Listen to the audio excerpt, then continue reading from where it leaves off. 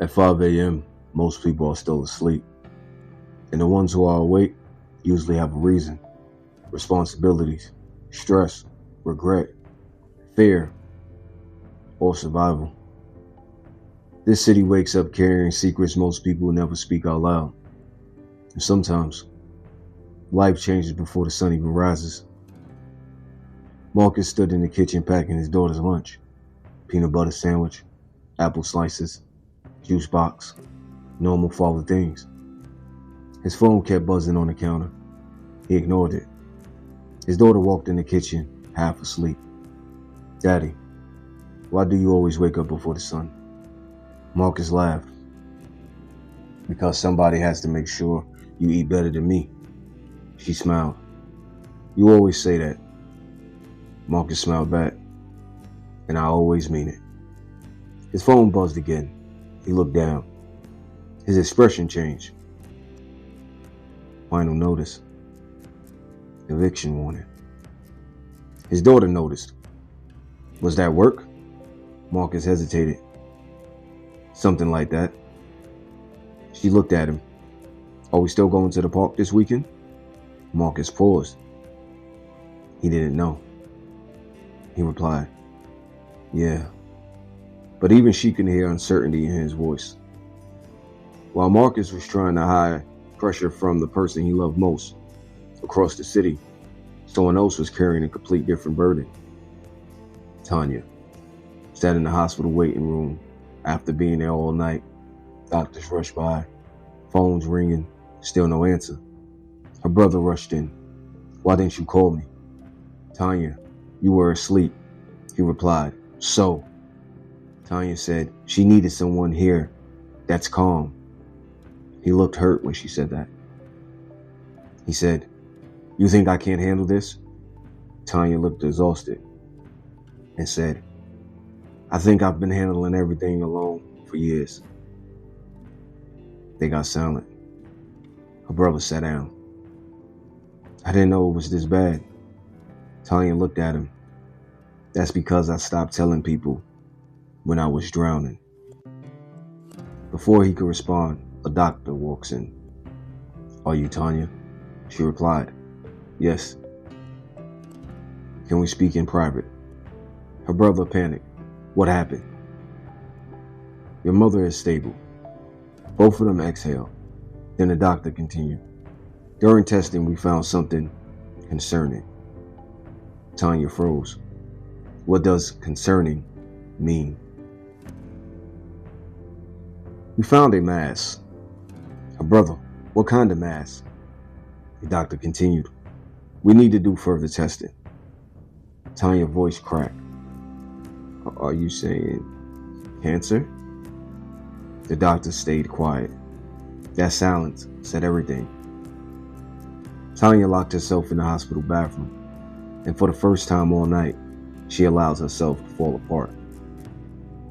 While Tanya was trying to process news she never saw coming, across town, someone else was finally being forced to face the consequences of his own choices. Ray sat across from his ex. Her brother stood nearby. Their son, an open birthday gift, sat on the table. "He waited for you by that window for 3 hours. Ray looked away. "I said I had something to handle." "You always have something to handle." Ray looked at her. "You act like I don't care about my son." Caring and showing up aren't the same. Silence in the room. Her brother stepped in.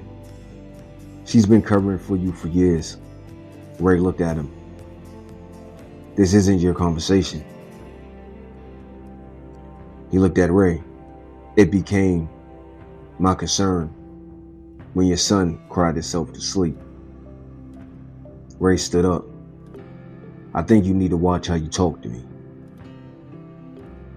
She looked at her brother, then looked at Ray. "Or what?" Silence. That question hit harder than yelling ever could. While the adults argued, his son sat by the window. Ray stormed out the house. His phone rang. An unknown number called. He answered, "Hello." His face changed.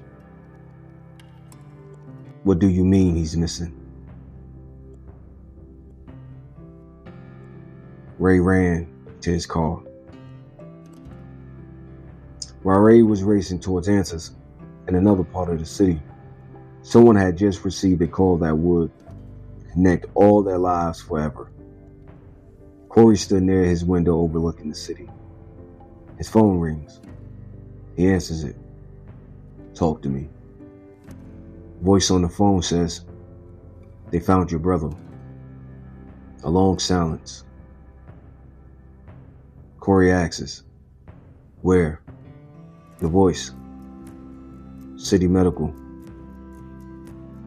Corey responded, "Who found him?" The voice on the phone, "Corey, just get here." The call ends. For the first time, the observer looked shooken. Marcus walked his daughter to the car. He tried starting it. Nothing. Again, nothing. His daughter looked worried. "Daddy." Marcus gripped the steering wheel. "Not right now." He immediately regretted it. He turned around. "I'm sorry." She quietly nodded. Marcus hit his hand on the steering wheel. Then his phone rang. Unknown number. He ignored it. It rang again. He answered, "Hello." His entire face changed. "What hospital?" "I'm on my way." He looked at his daughter, and suddenly, everything else stopped mattering. And just like that, 4 different lives were being pushed towards the same destination. Tanya crying in the hospital bathroom. Marcus rushing towards the hospital emergency doors. Ray pulling into the hospital parking lot. Corey stepping out of his car in the rain. The hospital hallway. The strange thing about life is that people can be fighting completely different battles while walking towards the same storm. 4 strangers, 1 hospital, 1 night that changes everything, and none of them know their lives are already connected.